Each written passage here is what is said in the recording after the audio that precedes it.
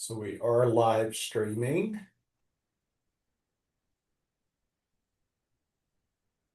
As of now.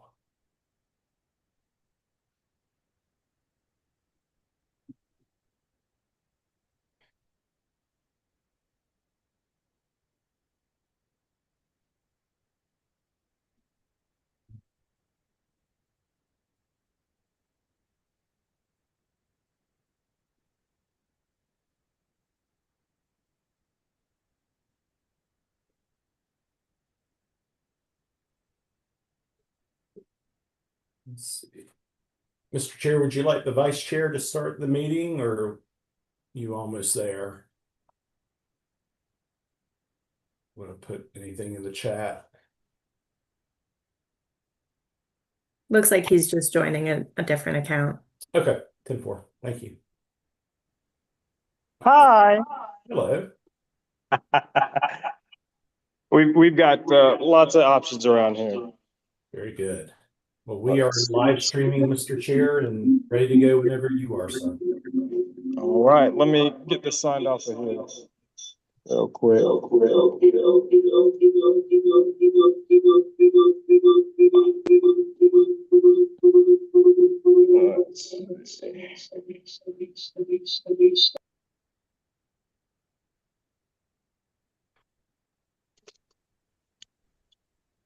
All right, can you hear me now? Yes, sir.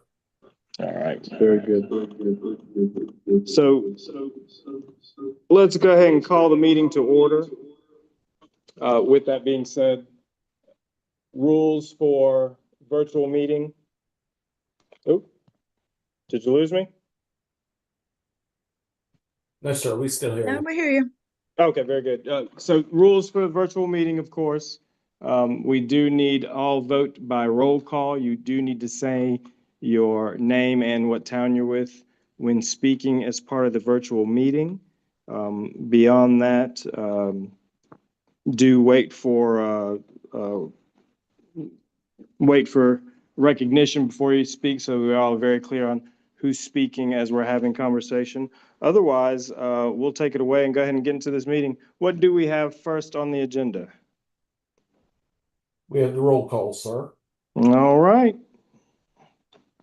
Alrighty, hopefully I have got my spreadsheet updated with our current executive committee. So if I have something wrong, y'all let me know.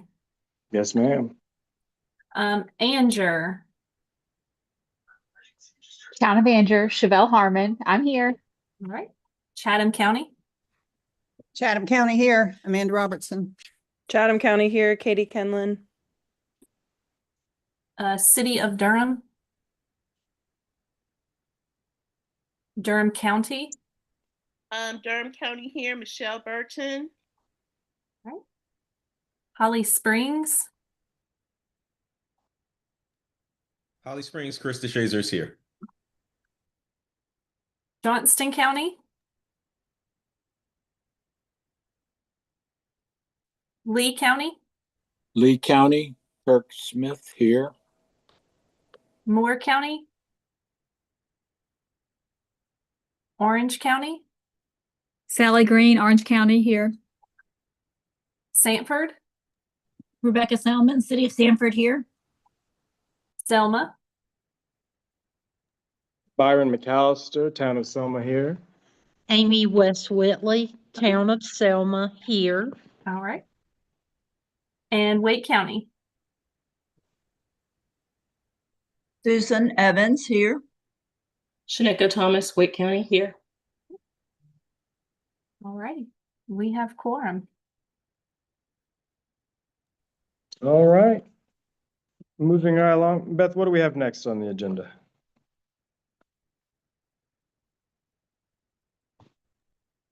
So next we've got a review of the agenda. So this is where we would see if any board members want to add any items or move any items. And if not, the chair can declare that the agenda is set as presented. Very cool. And I don't think I have any additions. Does any board member have anything we need to add or anything that we feel might even need to be removed? Hearing none, I'll go ahead and approve the agenda. And it looks like no presentations, recognitions, no public hearings. Service Spotlight takes us right into business. We've got our 2026 Central Pines Regional Council Federal Action Plan. Elena, you taking that away? Sam, thank you, Chair. Good evening, everyone. It is great to see many of you again. Happy New Year. I'm going to give just a quick overview of the purpose of the Federal Action Plan, and I am joined by Kyle Leopard, who is with our government affairs firm, to give a little bit more context on this. Many of you are aware that Central Pines and our region have a very strong relationship with the federal government, both through funding programs that we receive. We have a lot of federal funding as well as policy priorities that are involved the federal government. And so it's really important for us to make sure that we have clear sort of guidelines and priorities around federal activity that we see as important for both our organization and for the region. And so this is the second year that we have created a federal action plan in partnership with Strategics. If you were a part of our board last year, you would have seen a previous version of the document that's in your agenda packet. And it's really a great way for us to outline the priorities that we have as an organization and as a collective region as we do advocacy work and outreach to our federal partners. So I'll turn it over to Kyle to just share a little bit more about this process. Thank you, Elena, and thank you, Mr. Chairman. Thank you all, Board of Delegates, for being here, and Executive Committee. Sorry we weren't able to be in person, but the weather across the state of North Carolina, I think, remains treacherous for many of us. So it's a pleasure to join you virtually. Thank you, Elena, as well, for the introduction. We're happy to go over some elements of our 2026 Federal Action Plan, as well as the overall objective of putting together a federal legislative agenda that represents the priorities of the Central Pines Regional Council and its member units.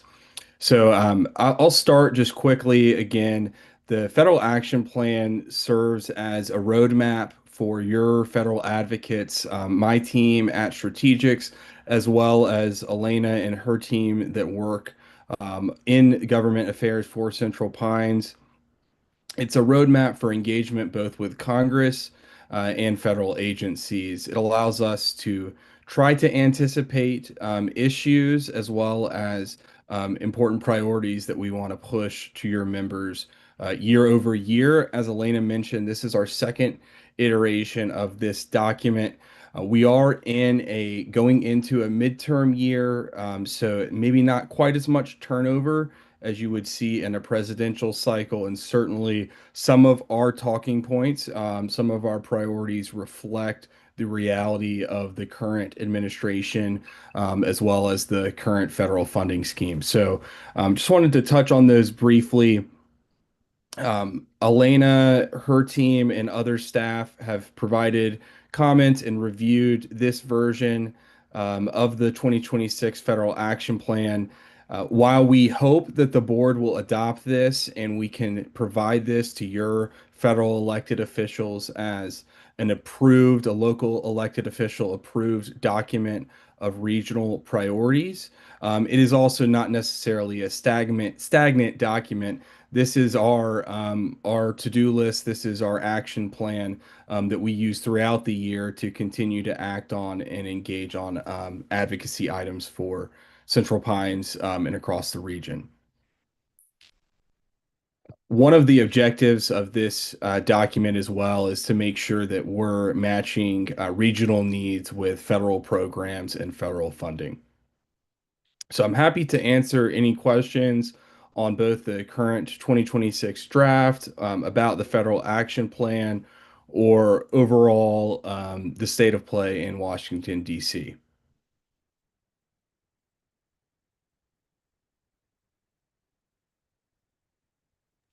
Do we have any questions from the board?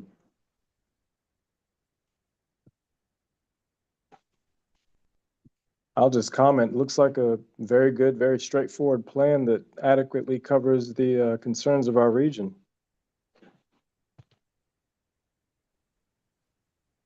Thank you, Mr. Chairman. I'll add myself as well. Addition, your executive director, Lee Worsley, and Elena Keegan do an amazing job on tying federal developments, which I think you all know there have been many of in the last calendar year, and we certainly have. We don't have a crystal ball, but we have an anticipation that some of that uncertainty may continue. You have a proactive, engaged, responsive team when it comes to federal policy developments, and it's certainly a privilege to be able to support them and you all in that process. Question for you: with the current state of our federal government and our seem to be continuous budget deadlock, of these priorities, which do you anticipate being the most challenging going through this next budget cycle? That's a great question. I don't know if I could pinpoint a specific issue that maybe stands out above the rest. There is a long list on Congress's to-do list this year. The Farm Bill is due for reauthorization this year. The Surface Transportation Bill is due for reauthorization in September of this year. There has been a lot of talk about a bipartisan housing legislation. There's been both Senate and House introduced pieces of legislation to address the housing issue.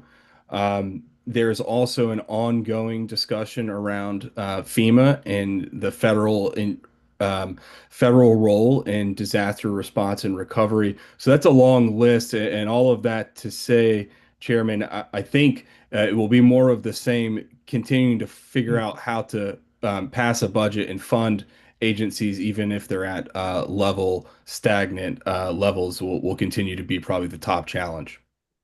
Absolutely. Thank you very much. Do we have any more questions, comments from the board?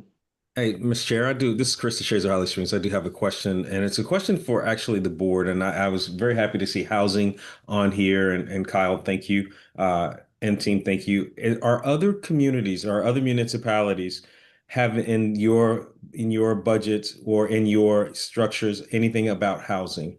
Or are you trying to tackle it, or are you waiting on federal? Town of Selma, Byron McAllister. Selma being, of course, a smaller community, we are waiting on federal dollars and encouraging developers to take advantage of federal dollars to attack some of that housing challenge that we're experiencing. We do have a couple of fairly large developments that are leveraging affordable housing dollars to build, for some of these larger communities, which is small numbers for you guys, but for us, we're talking 600, 700 living units in the town of Selma, which will represent approximately a 15% increase in our population. Okay.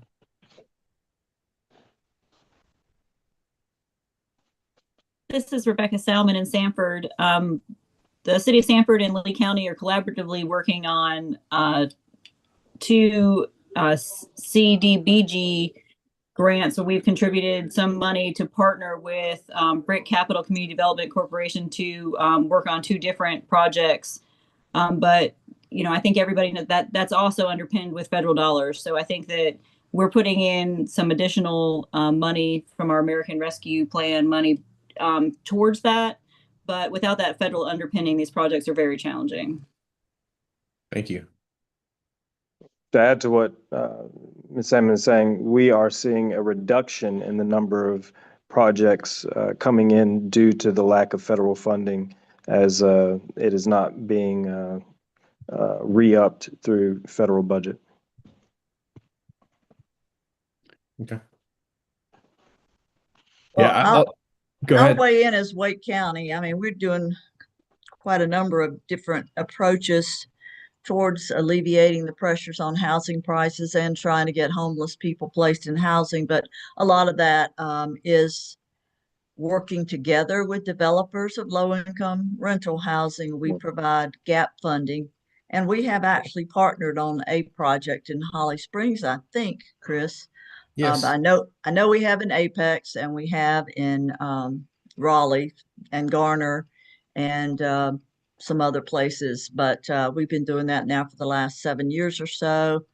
But that's our own. I mean, we contribute funding from our general fund towards the development of projects that these other developers are putting out there, DHIC, Evergreen, whoever it might be, to help them be more competitive on the North Carolina housing finance credits, the LIHTC credits. And so we reduced their debt burden so that they are able to better qualify for those. And so that's helped us get more projects in Wake County in recent years. But and I could go on and on, but I would say for your awareness that Central Pines has in the last several months put together a housing committee primarily led by Kathleen Ferguson from Hillsborough. And we've met a couple of times and we're brainstorming initially how we just share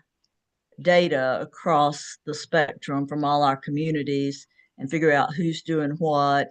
And Hunter Fillers from the staff at Central Pines is our under coordinator on that. We're just getting started, but happy to have you participate, or anybody else that's not been participating on that subcommittee. We're trying to come up with regional solutions and share information so that no community has to reinvent the wheel.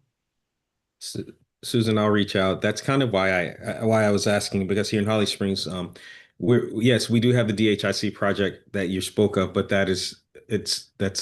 anyway, that's a whole nother story for another day, and I don't think we have all night. However, as we are looking at some of the things that we're trying to do, one of the things I love about Central Pines is that we can look across different municipalities and we don't have to recreate the wheel. And so that's why I'm asking. That's the reason for me asking the question. So I'll start to share some of the things, and Susan, I will talk to you about that subcommittee. All right. Do we have any other comments related to this federal action plan? Mr. Chair, if I may, Yes, sir. Really quickly, I want to thank Elena and Kyle and our team for putting this together. It's very timely.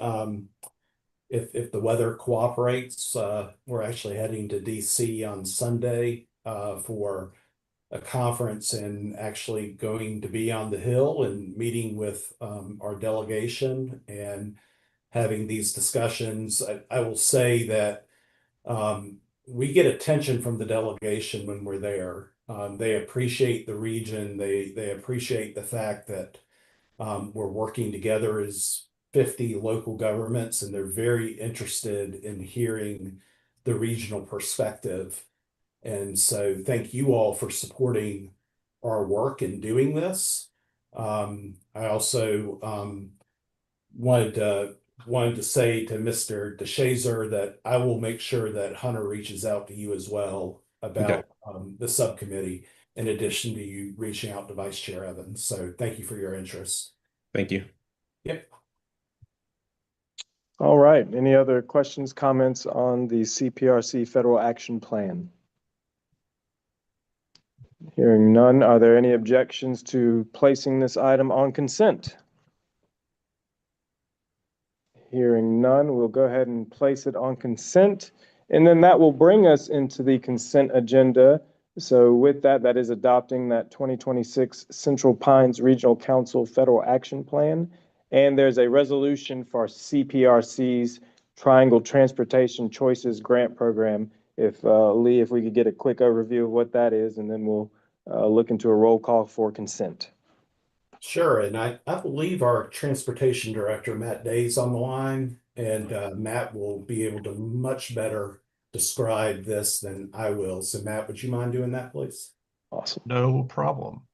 So to briefly state, this is a grant that Central Pines applies for every year at NCDOT to provide a portion of the funding for our Triangle Transportation Choices program. That is our regional travel demand management program. It receives a portion of its funding from the two main MPOs in the region, so Campo and Triangle West TPO, but then it also receives a portion of its funding from NCDOT, and we are required to apply for that NCDOT funding annually. And as part of that, we are required to get a resolution from the board to include with our application. All right, very cool. Any questions about that resolution? All right, otherwise with it on consent, I believe we'll need a roll call to approve the consent agenda. So Beth, if you take that away.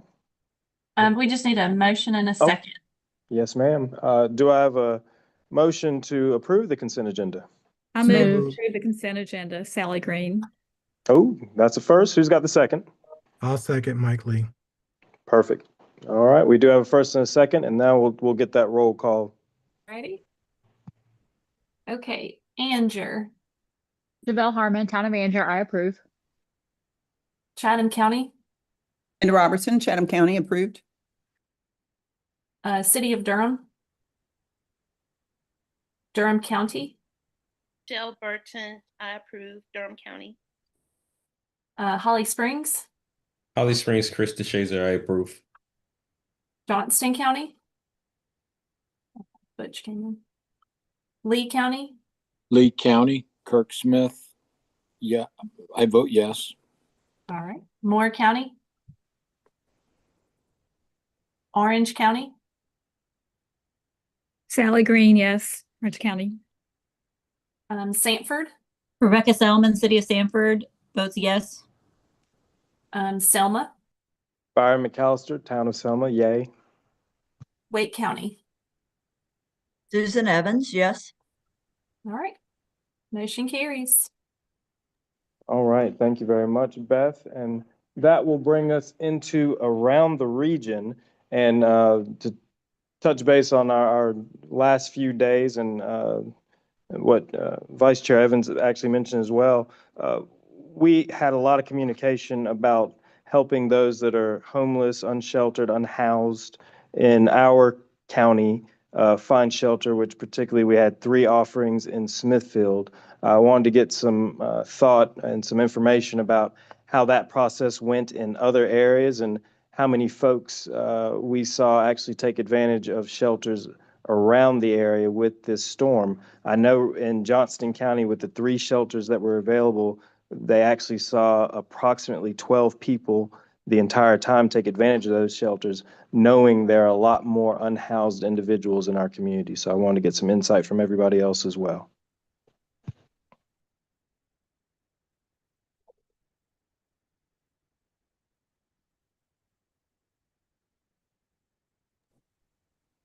Kirk Smith, Lee County. I just want to add that we did not open a shelter at the time. If there was going to be a massive power outage, we were going to move in that direction. The last time we opened the shelter at a weather event some time ago, we had 1 family show up.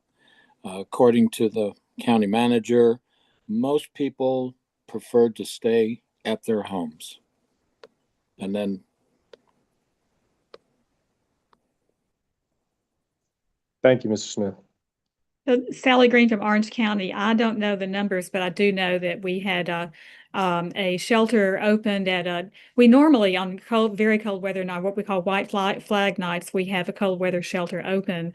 But because of the impending storm, we actually opened the gym of a middle school to just anybody who might have had a power outage or whatever. I don't know the numbers for that, but I know that that did happen. But like I said, we even without a storm on white flag nights that are very cold, we have shelters available for people. Thank you. Yes, we have a white flag shelter. This is Susan at Wake County as well, but we did open shelters in 2 high schools, one on the southeast part of the county and one on the north to northwest part of the county.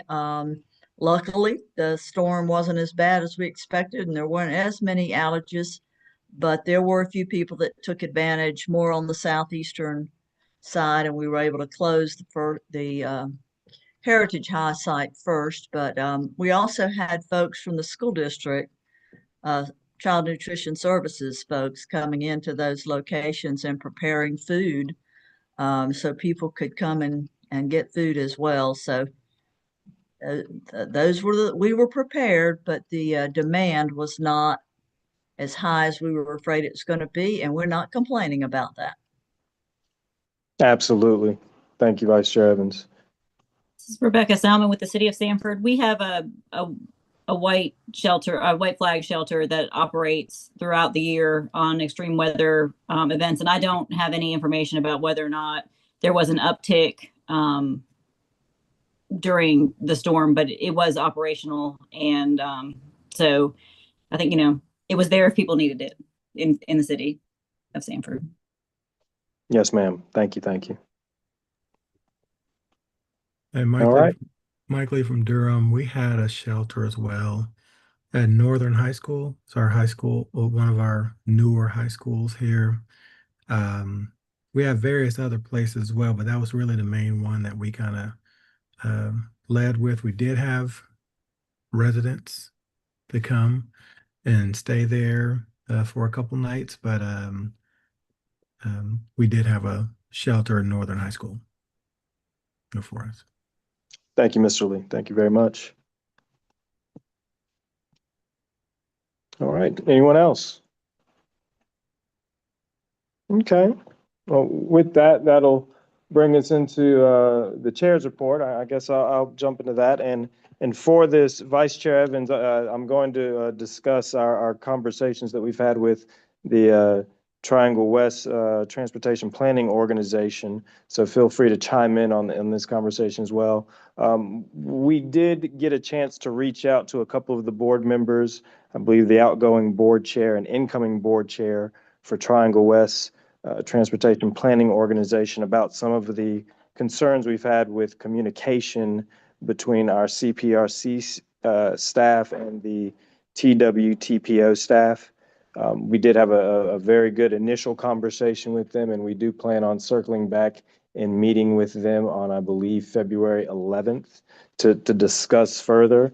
But I do believe they have a general idea of the concern that is coming from CPRC staff about some of the lack of communications when it comes to finances for TWTPO. They had planned to have a conversation related to budgeting and fund balance policy, which they're going to hold off on until we've had a chance to meet and further dive into how we can better work on our partnership and make sure that the proper communication is happening to get done the work appropriately for both organizations. Vice Chair Evans, is there anything you want to add to that? Yes, I'll just clarify for any of the newer members and for others as a refresher.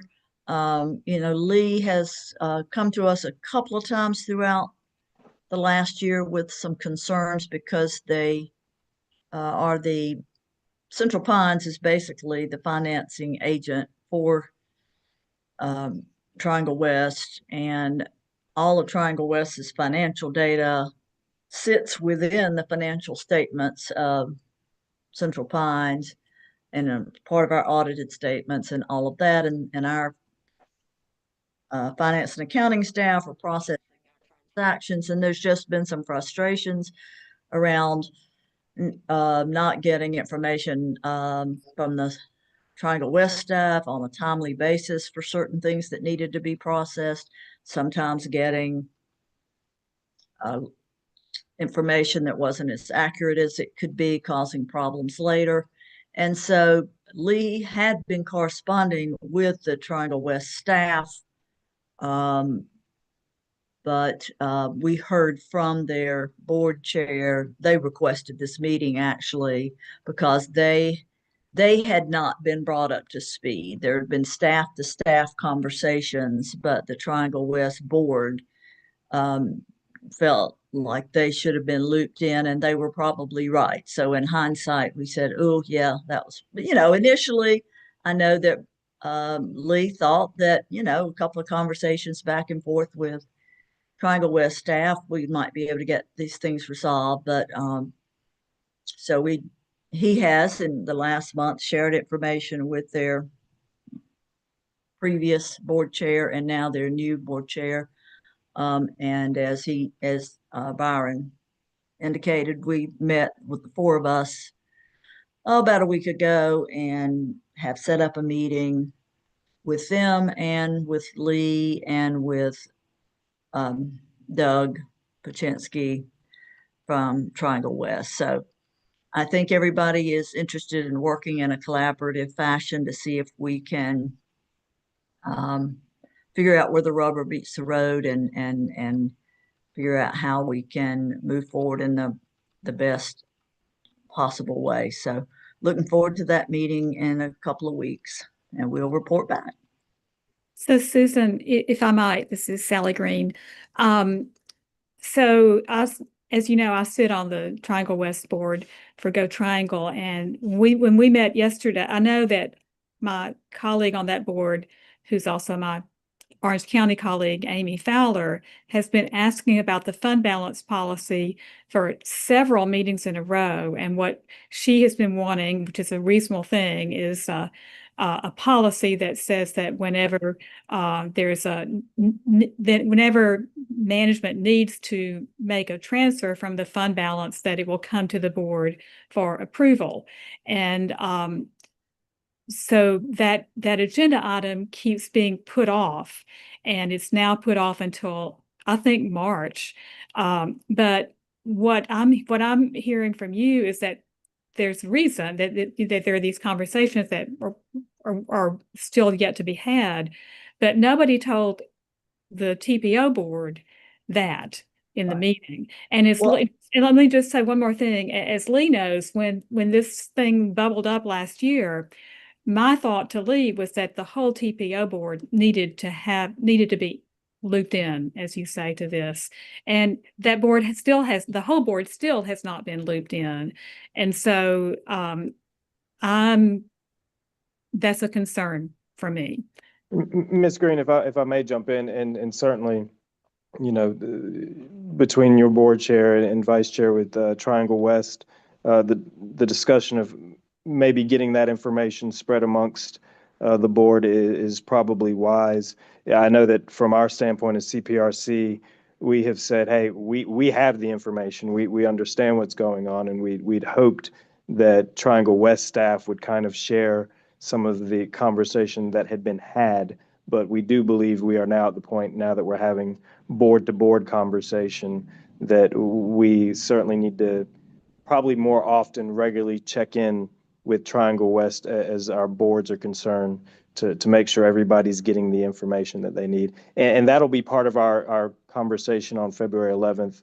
Really, how do we communicate going forward, and how regularly are we going to communicate going forward to make sure that we don't run into these situations again, and make sure that we are, both boards stay on the same page. But I will say to you, Sally, it's my understanding that the board, the recent board chair, and the person that was the vice chair, they really just didn't even get wind of these things until December. So there had been staff-to-staff conversations, but they had not been informed. And so then, you know, they wanted to know more. And but I would like to have Lee speak to the fund balance situation. That was something that evolved right at the end of the year, and he can address. His concern is that we are the financial agent for the organization. So if some type of fund balance policy is going to be established, some consultation with Central Pines probably needs to take place. Lee, would you weigh in on that and the memo that you were going to send about that, and why we've asked them to hold off on approving that item? Yes, ma'am. Madam Vice Chair, I think you articulated it exactly right. We found out that the fund balance policy, I think, was on the TCC agenda a couple of weeks ago. And I don't know if it's been on an agenda prior to that. But we've not been consulted about the fund balance policy. And so I simply was going to write a memo to the director saying that, as Ms. Evans said, if there are conversations about fund balance for Triangle West, since their funds are being pooled with ours, and their finance officer is our CFO, that I just think it's fair that we have a look at the policy and are able to weigh in and understand how changes to cash flow and fund balance may affect our overall books, because we're the ones that have to cash flow and project funds and project cash, over the year. So simply, I'm very supportive of the idea of a fund balance policy. Don't dispute that at all, but just feel like um, at a minimum, our CFO ought to have the opportunity to review it. Right, and if I could just respond to that, I understood completely, and I wasn't no shade on my chair and the TPO chair and vice chair for not sharing it with us sooner. I just think, well, I think that the board, the TPO board, should have been brought into this conversation or should have been clued to what was happening sooner from Central Pines. And I mean, going forward, I think there just needs to be a lot better communication and openness of communication. And as I said, there was nobody said at the meeting yesterday that nobody mentioned the fact that the fund balance as well as all the financials are managed by Central Pines, and therefore your role is important, our role is important. So I just think there's not been a lot of communication. So Yes, Sally, I think one of the things, sorry, Byron, that No, go should ahead. come You're out good. of these discussions, I don't disagree with anything you're saying. From talking to the former chair and vice chair, and there's an acknowledgement that this is a relatively new organization. Triangle West used to be housed under the city of Durham, I guess it was, and then they were recreated differently. And what is the agreement? The initials for the agreement, Lee? I don't. It's not an ILA, but it's MOU. It's an MOU. no, Oh, LPA. LPA. LPA agreement. That is the agreement that spells out that what the relationship is and what it is that Central Pines is responsible for as your hosting agent or whatever. I might not be using the right words, but it sounds to me like yeah, all of your board needs, and ours too. It'd be helpful for me to understand it better, because I didn't until Lee started, telling us of these concerns earlier in the year. I think everybody might need a level setting discussion about the terms of that agreement and who's responsible for what and why. So that I hope that's something that will come out of this in the near future. So that's my recommendation. I agree with that, and I think that we certainly need to begin scheduling points throughout the year where at least portions of our boards cross paths, because quite frankly, having finances so tightly intermingled, we do probably need to communicate more regularly as we go forward. Did we have any other comments on this this conversation with Triangle West? All right, and that's about it for my report. I do apologize for being behind on hopping on the meeting. Came from a basketball game, and then my microphone wanted to act up, so I am so sorry. Lee, after you, sir. Okay, so good afternoon or good evening, members of the executive committee. Sorry for the change of venue and not having a full board meeting, but we felt with the iciness in some parts and it being dark that it was probably best just to go to executive committee and virtual, especially since we've got a lot of new board members that we want to make sure we welcome and actually see in person. So we'll look forward to that. I do want to point you to the executive director's report that's in the packet.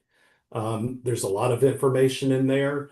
But I did want to highlight just a couple of things. Tomorrow is our annual department head retreat where we kick off the annual budget with our staff. So we're excited about that. At the same time, we'll be continuing to work on our strategic plan that the executive committee gave a lot of great input to a couple of months ago. We're beginning to develop goals or sort of wrapping that up, and they're going to begin strategy development. And then we will be back before you for input on the plan before polishing it up and getting it ready for adoption. The other couple things I wanted to mention are you may have gotten an email from me today about an opportunity to weigh into some work that we are doing in collaboration with the Mid-Carolina Council of Governments, which is Cumberland County, Sampson County, and Harnett County, and the Nature Conservancy. That we are all collaborating on a grant around flood resiliency using nature-based solutions. And part of that effort is to begin convening and hosting our local governments and others on some workshops. So that workshop is going to be February 17th from 11 to 3 p.m. Lunch is provided. And so there's a registration link there. And I'd encourage you, if you'd like to go, or if there's somebody on staff that you think ought to be there, we would certainly encourage that. And the other piece for right now, we're concentrating on the Cape Fear River Basin, but certainly have plans to expand the work in the future. The other item, I just wanted to piggyback on some of the discussions about the good work that was done in preparation for the ice storm. Our own staff, a few of our own staff members that work with our Durham and Chatham street homeless outreach and street medicine program actually worked over the weekend. The ones in Durham especially worked hand in hand with the Durham Heart Unit and were housed with some individuals that needed shelter. And so I really appreciate our staff stepping up and working over the weekend in preparation of the storm. And like you said, luckily it wasn't as bad as it could have been, but we were ready if needed. And I think the last thing I wanted to mention, I'm glad I'm here. I was supposed to be on a plane right now coming back from Dallas, Texas. If you didn't see, I've been appointed to the National FirstNet Public Safety Advisory Committee, which is a national committee for the FirstNet, which is operated by AT&T, but it's the National Public Safety Communications Network. And I'll be representing the National Association Regional Councils on that FirstNet committee for the next 2 years. So they'll let us know when the next meeting is, and we'll certainly keep you up to date on that. And Beth just put in the chat that Regional Day is the 20th of February. Thank you, Beth. We'd love to have you there. A lot of good sessions, a lot of opportunity. This is really the day to meet other elected officials in the region. In particular, we want to see our newly elected officials so that they can meet people, understand better what our organization is about, and learn about issues that are important to the region. We'll be talking specifically about data centers and also about RTP 3.0, the history of RTP and the impact on the region. And it's really the reason why we were created as an agency and how we ought to be thinking about that and thinking about the next 20 to 30 years as a region. So lots of good stuff. And I think that's all I've got, Mr. Chair. Thank you for the time. Absolutely, and thank you for the wonderful information. Lee, it's always a reminder of how much a rock star you are with what you're doing all over the station, man. Very much appreciate it. And the staff, fantastic job with the turnaround time on the meeting notices, getting the information together, paring down this meeting as an executive meeting with the change of environment over the last few days. So a wonderful job by all. I don't see there any other business that we have. Is there any other business to bring before the board? Hearing none, I guess we will go ahead and adjourn this meeting. Thank you all for being here on this wonderfully cold evening. Thanks, everybody. Thanks. Have a great night, all. Everybody have a great night.